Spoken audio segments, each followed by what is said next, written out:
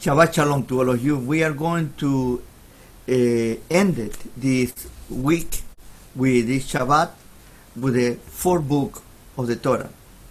It's interesting that what our sages teach us about this fourth book. There are many ideas and many positions among the different sages and different rabbis about how to structure the Torah and how to understand the Torah. But basically the most known position is that the 5 books of the Torah are from Bereshit, Shemot, Vayikra, Bamidbar, and Devarim. That's the last book. Some very specialists, they say that really the 4 first books are the one that is the Torah, and the 5th book is the one that is Moshe Rabbeinu speaking for himself, that we're going to start looking at them the next week. There are others that they added the 6th book, that is Yehoshua, Joshua, because there we have the participation of the people of Israel basically conquering the land. But this book, the 4th book, is the book in which we are going to see the narrative from the Yexian coming out of Egypt, being at the Har Sinai, then from there to the 2nd generation, the last 38 years of Israel in the wilderness. These last years, of course, are the formation again of the preparing this 2nd generation in order to conquer the land. Then there are certain repetitions from one to the other, because in Judaism, and you're going to understand better the rabbis, they speak in circular ways. They repeat themselves over and over and over and over themselves until supposedly we get it. And then we're going to repeat it again in case you forgot. And then when you forgot, they repeat it to you again. Then don't get too upset with me when I repeat to you over and over and over again the same ideas. But always there is something new. And sometimes a little light will come to you and you are going to be able to appreciate or to understand better. In these last 2 portions called Matot and Masei, Matot means the tribes and Masei means the journeys, or the points of the Israel went through the wilderness during the 40 years. First of all, in the Matot, it's going to start talking to the chief of the tribes, and specifically it's going to talk about the item of vows and promises, what you swear. And it's so important that he needs to tell the 2nd generation something that already the 1st generation make a vow. When they were under Har Sinai, and the mountain of Sinai, the people of Israel say, Naaseh v'nishma. We are going to do it, and we are going to obey. And they are going to repeat the 2nd generation the same words. Then already they have made a vow. And the vow is about to follow the Torah, and specifically to follow the 10 Commandments, the tablets. This is why always the Mishkan, the Ohel Moed, the place in where the sanctuary, they had an aron, an ark, in which inside there were the tablets. And it was I call it the constitution of Israel. And that was very important, because they swear, they make a promise to the Creator that they were going to do it and they were going to obey. And it's interesting, and to our sages call the attention that they say we're going to do it and then we are going to obey. Sometimes the most natural way will be we are going to obey, and we are going to do it. But this is in the opposite way. What it means is there is no question about it. We are going to do it. We are giving our word. Now, there are different parts in this beginning about the vows of the person and the vows of the women, and specifically is in a way to protect women from their vows, and they put it under the parents or the husbands. This idea, of course, that caused a little bit of problem, especially in our times in feminism, like why women, they don't have the right to make their own decisions, they have the right to make their own vows, and sometimes we do not understand certain things in the scriptures when we cannot understand and the time that were written and how long ago was written. And I always say to people, please read the scriptures understanding the times, the historical time that were written. You know, the Torah brought the woman to the level of human beings. The Torah brought the woman to the level equal to men, and that was a process. Before all the civilization, they didn't have this idea. Women were not considered equals to men. They were only something that they could change, they could trade, they could sell it or buy it. And now, little by little, the Creator is giving to Israel these changes. And I mentioned to you when we were studying the book of Shemot, the book of Exodus, that it's not a process that was done instantly. It was little by little taking them to a point that they were going to basically undo all the bias that they were bringing from the time of slavery. You know, to make you something like an illustration or something for you to understand what I am trying to tell you. If you have been, for example, in a very oppressive system, you know, that has happened with many people that have been in countries where they have communism, they have a totalitarian system, that they tell you what they can do, what they cannot do. And they learn through this system that the best way is to go around and not to follow the rules, because if you follow the rules, you can get in a wrong way. And then this has they grew up in a very, very damaged environment, and they have that mentality. Then when they come to a country or a place in where there is freedom, sometimes it takes them time to change their mentality and to change their way of thinking and doing things. And this is what the Creator is doing with Israel. Little by little, He is taking them out of the system before. And the change is not instantly.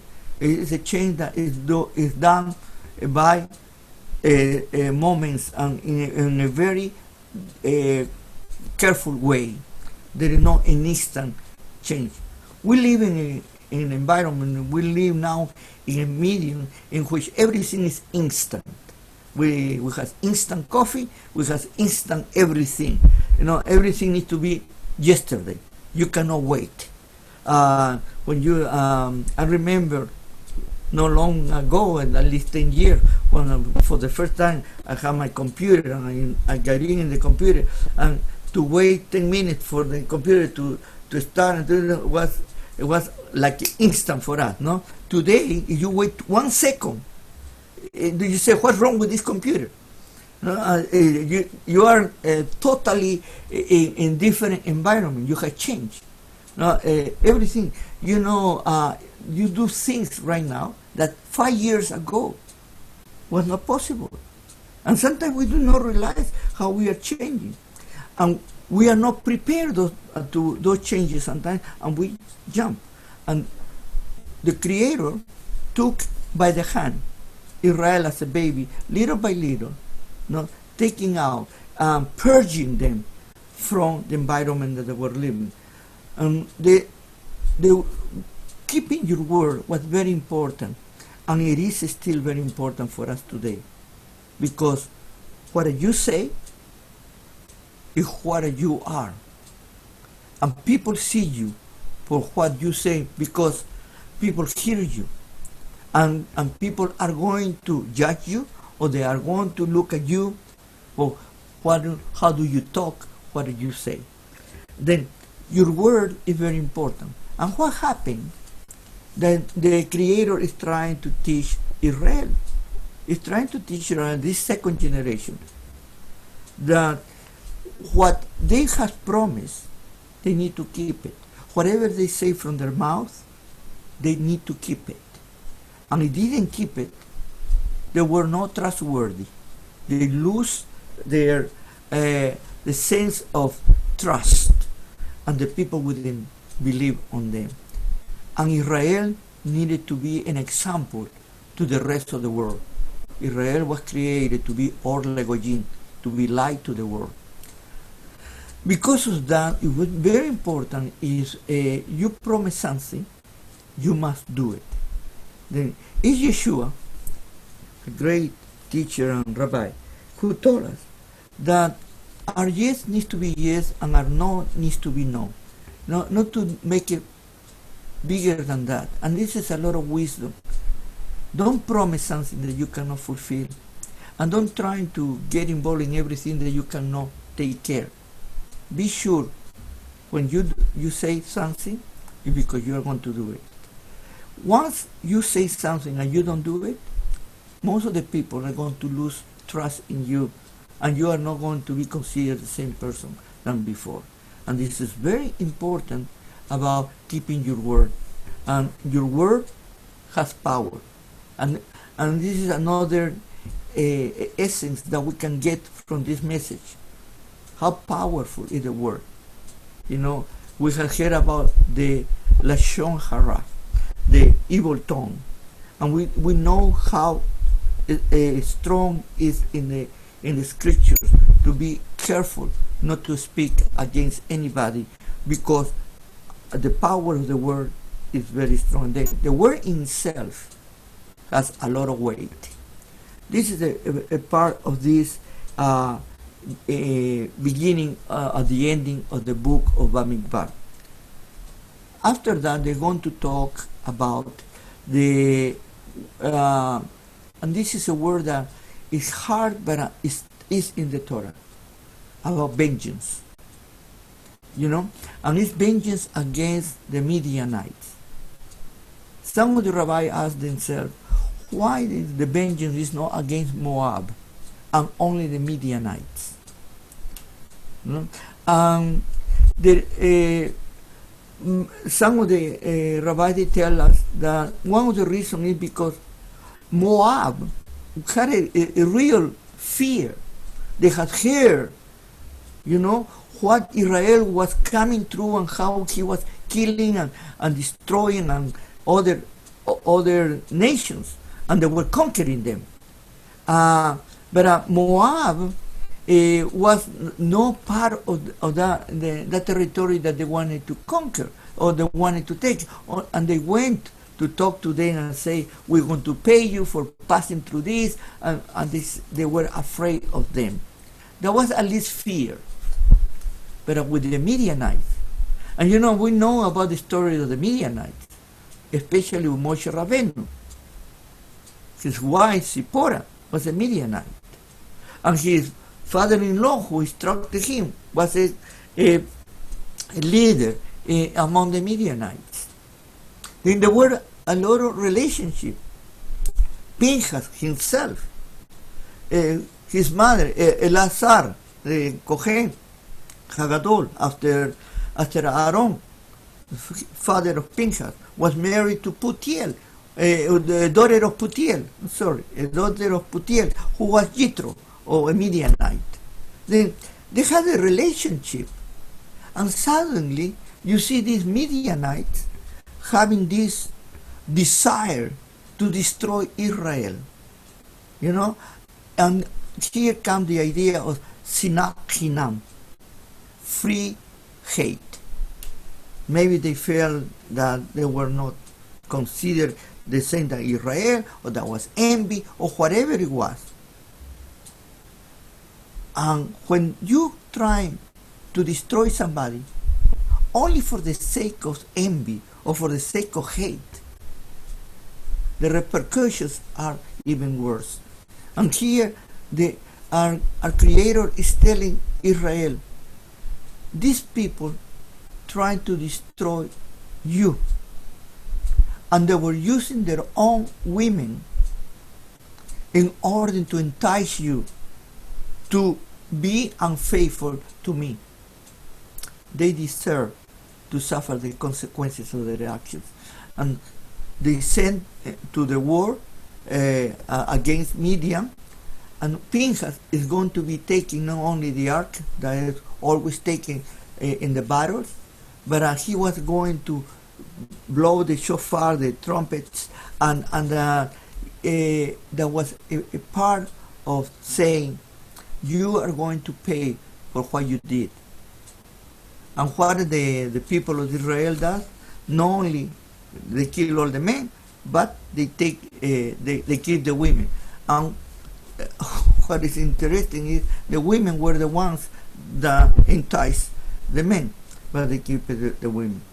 Well, you related for today sounds very difficult to understand it. No, I always say, look at this history and look at the narratives of the Torah according to the times that we're giving. No, don't look at as today. And what can you get from those narratives, from those stories for today? And this is how we learn and how we grow in our understanding of the scriptures in a better way. There are consequences for those people that hate Israel only for the sake of hatred. Right now, today, we are observing that even more than ever. You know that anti-Semitism has increased in such a way all over the world.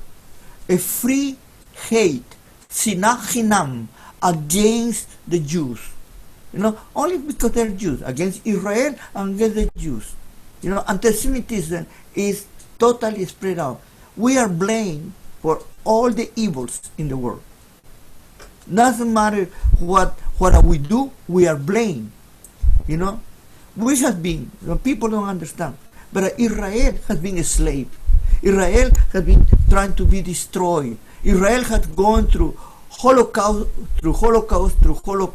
And you know, many people think only the Holocaust of Israel was in the 1940s. Or no, but it was long before. We had the Holocaust with the Spanish people.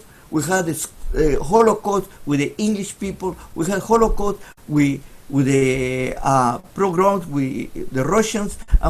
We're constantly being persecuted only for the sake that we are different to them, supposedly, or we have something that we are not like them. And that is pure envy, selfishness. I mentioned to you last week that the great empires fall for three different reasons, and one of the reasons is the hate against Israel. And look at today the empires that has a special hate against Israel. Right now in the top is Iran, but all those who want to disappear Israel, and they're going to suffer the consequences for their actions. Then we learn about that. If you trying to destroy anybody only for the sake of hate, you are going to suffer even worse. The outcome is going to be worse. Maybe at this moment you are in the top. Maybe at this moment these countries or these nations are strong, but they are going to suffer the consequences. I don't know, for example, I bring you this because some of you come from Venezuela. But Venezuela start their self-destruction when they start expelling all the Jewish people out of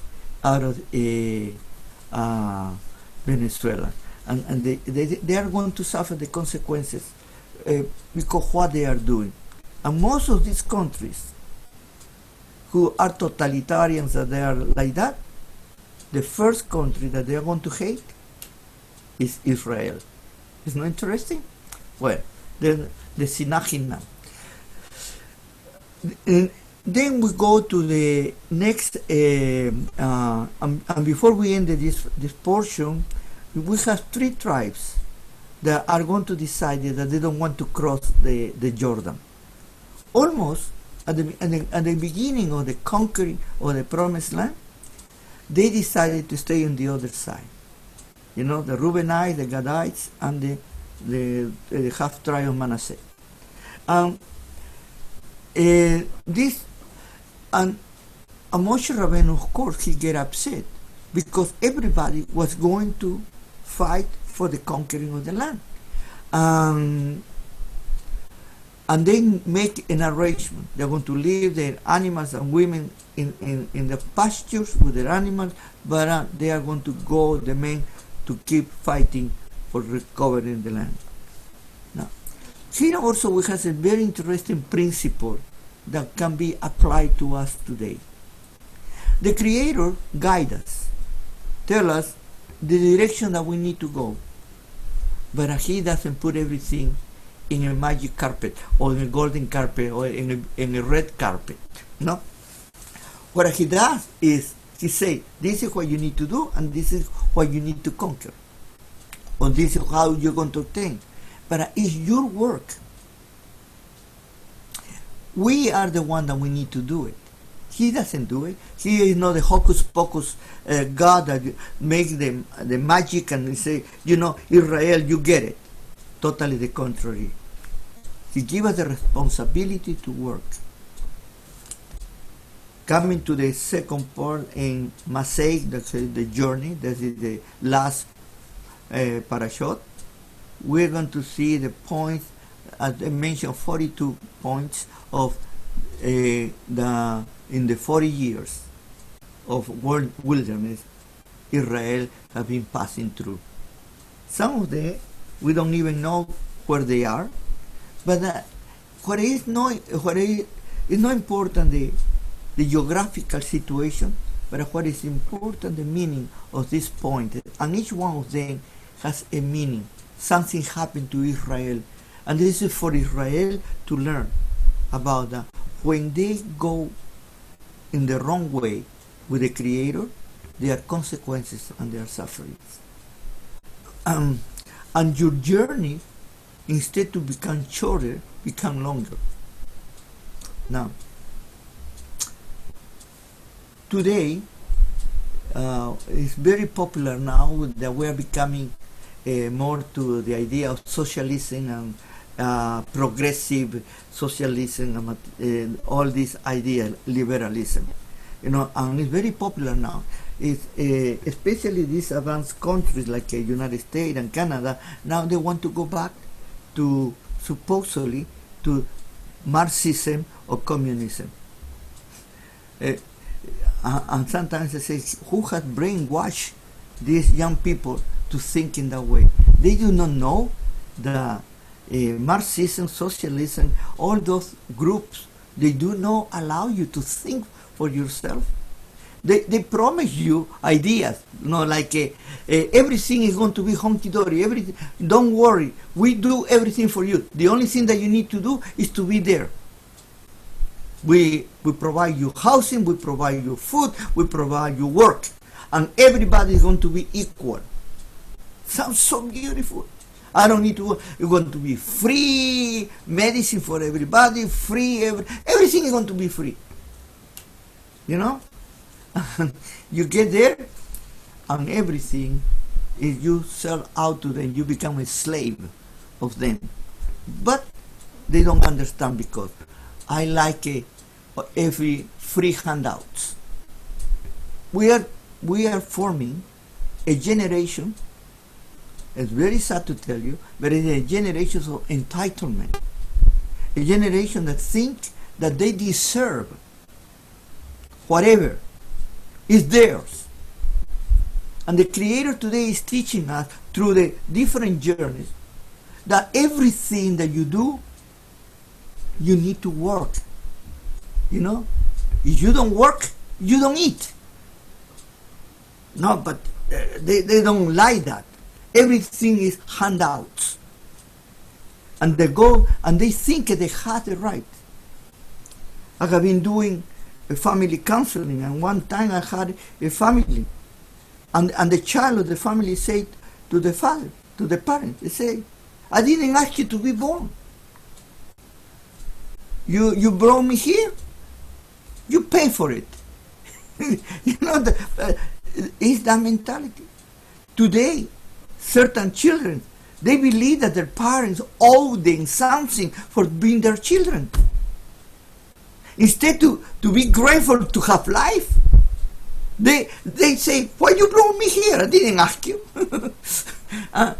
We are an upside down world. And this is what we hear right now in the news.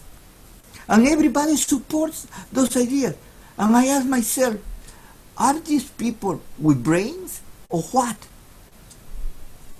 Well, these 42 places were to tell us that there is a line when you start and there is a goal or a place that you need to arrive. For today, there is a saying in Marxism, they say, the ends justify the means. No? What you do is this. You know, you can do whatever you want to do in order to reach your goal. You can kill, you can lie, you do whatever. No? The most important is the goal. The Torah teaches you just the opposite. Yes, you need to have a goal, but the goal is not the most important. The most important is the journey that you go through. Everyday life. This is the most important. The point that you go, when you're growing up, when you are young, when you are a child, when you are a teenager, and you are an adult, and in your formation in your life, all the different experiences that you go through, and each one of them teach you and make you a better person. If you know how to appreciate and to learn from those experiences. And this is the formation of a nation. And it's the formation of our families, the formation of us as individuals. No. If everything was so easy, we will lose the desire to do better things, to grow, to keep learning, to keep growing. If everything is handed out, we become lazy people. And we need to learn to grow.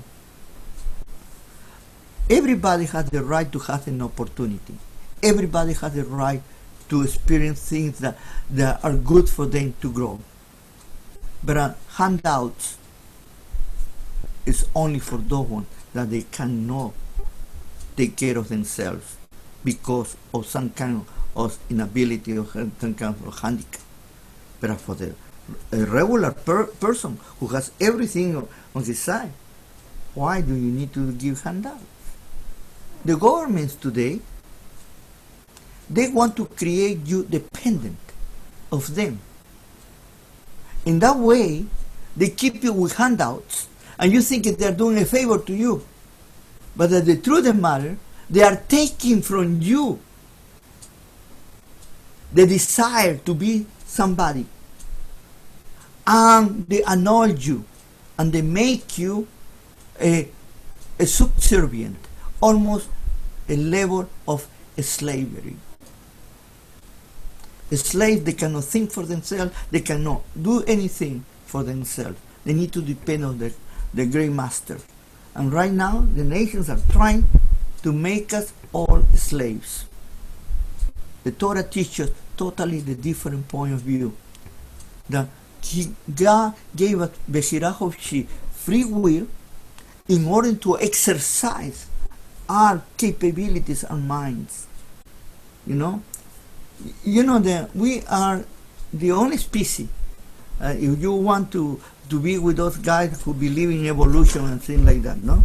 We are the only species that we can talk and we can communicate and we have feelings and we can think and we can share. But also we have the capability to do wrong things. We make decisions. And this is the area about morality that is so important that the Torah is teaching now about morality. If you don't have moral values, you go to a chaotic system. Morality means also goes hand by hand with integrity.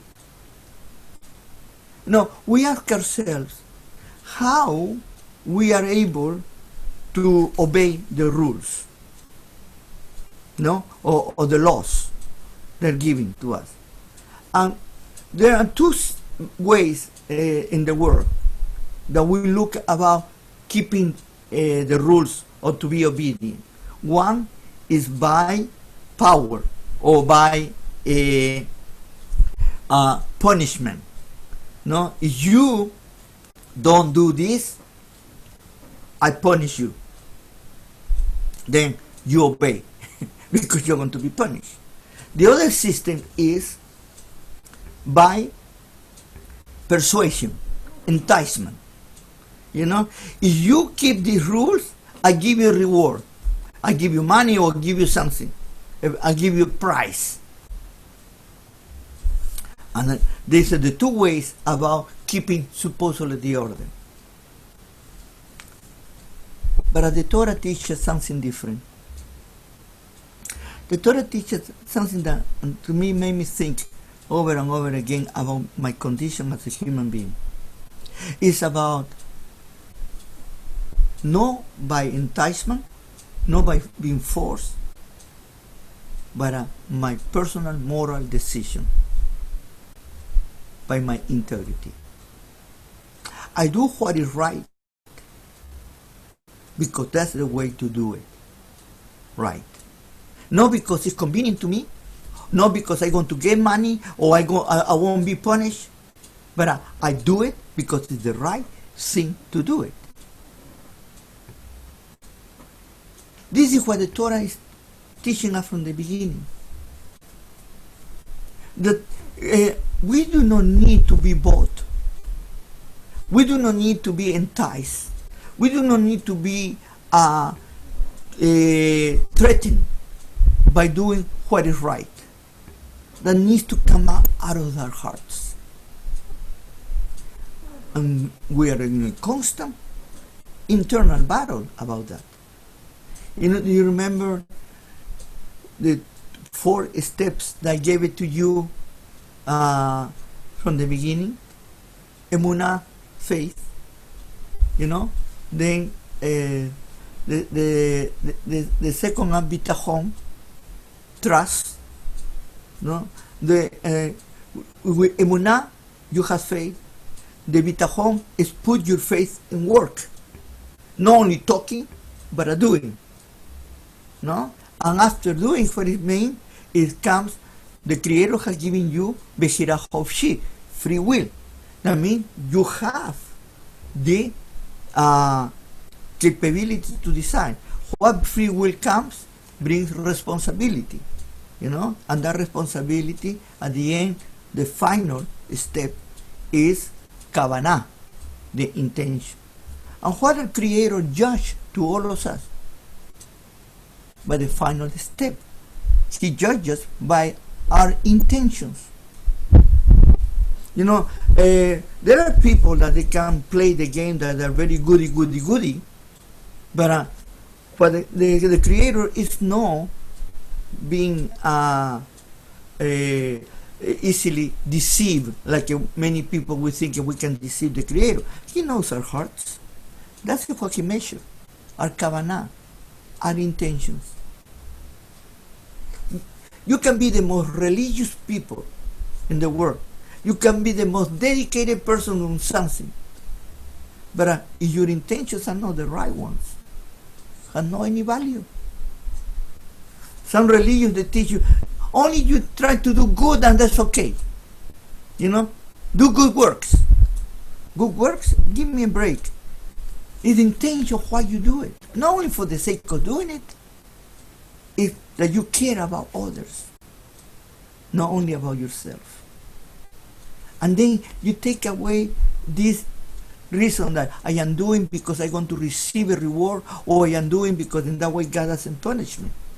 But I do it because it's the right thing to do it. Then the ends justify the means is totally against Torah. It's just the opposite.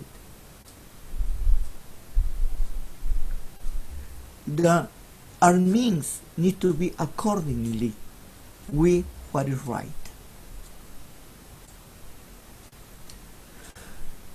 We finished this chapter, and interestingly enough, we ended at the border of the Promised Land. And Moshe Rabbeinu is not able to get in there. Only can see it from the high. And the question is, why do you think that this book ends before the taking of the land? And you want to see the principle that I mentioned to you, that it's not important the goal as it's important the journey that you take, the process in your life. Many of us, with the time, we look back in our life, and we are going to see a lot of things that happen in our lives. Some of us, we were totally away from the Creator, and later in our life, we were brought back to Him. Some have been having the blessing and the fortune that all their life they have been close to the Creator. But always we have had ups and downs.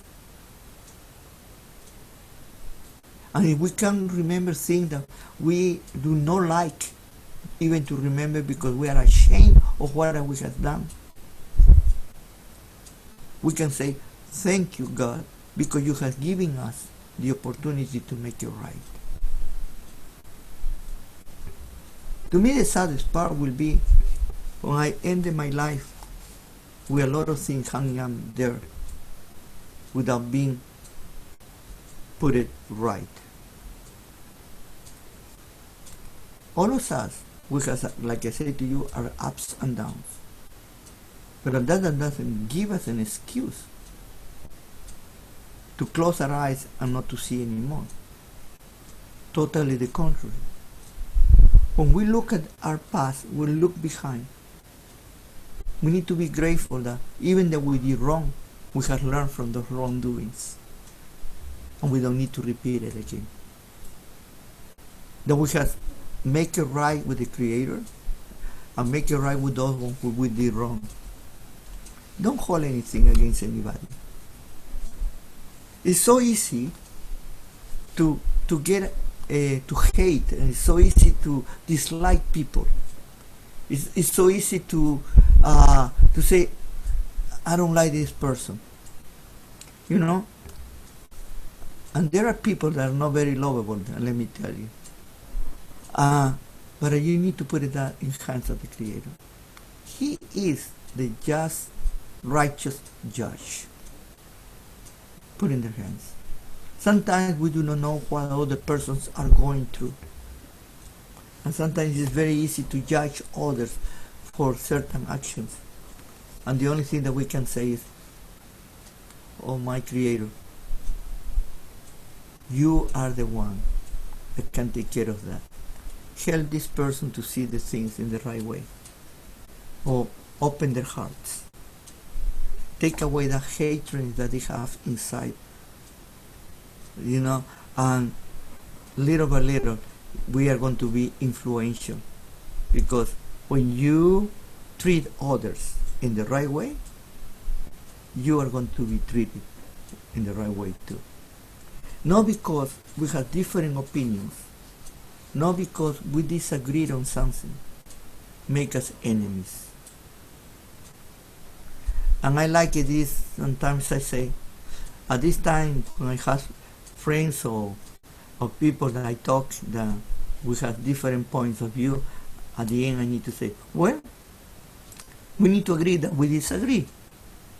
No? And let's pray that with the time we both will get more light about certain issues, and maybe I'm going to be able to see your point better, and maybe you are going to be able to see my point better.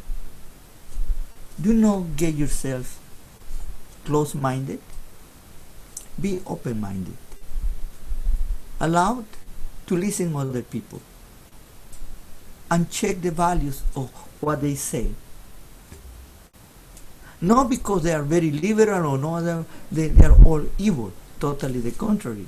Maybe they have those ideas because they are very idealistic. And maybe you are more down to earth. No? And you see a little bit less idealistic. When I was young, I got involved with communism, Marxism, socialism, and I was so sure that that was the right way. I was an atheist, a proud atheist. But little by little, the Creator was helping me, changing my way of thinking through other people. I would like to say to you that one moment I saw the lion, that was all my doing, was through people. And these people, without knowing, they were helping me to think and to see things. And then I was able to understand why these beautiful theories of socialism and Marxism cannot work. Not because God doesn't want that they work. Totally the contrary. It's because the way that we are. You see, there's no one among us that's perfect. And being a human being, you are going to be constantly struggling with yourself. And if you are part of Israel, even more, your struggles is with the Creator. And that's what Israel means. Because the Creator wants the best for you, and sometimes you become so smart on yourself that you can tell Him what to do. And we have great religious people that they have the chutzpah to tell God what God needs to do, and they think they are right. Well, I hope that this Shabbat, the finish this 4 books, has helped us to grow a little bit more, and now we are going to see the future even with better eyes. May the Lord bless you and keep you and have a wonderful Shabbat. Shabbat Shalom.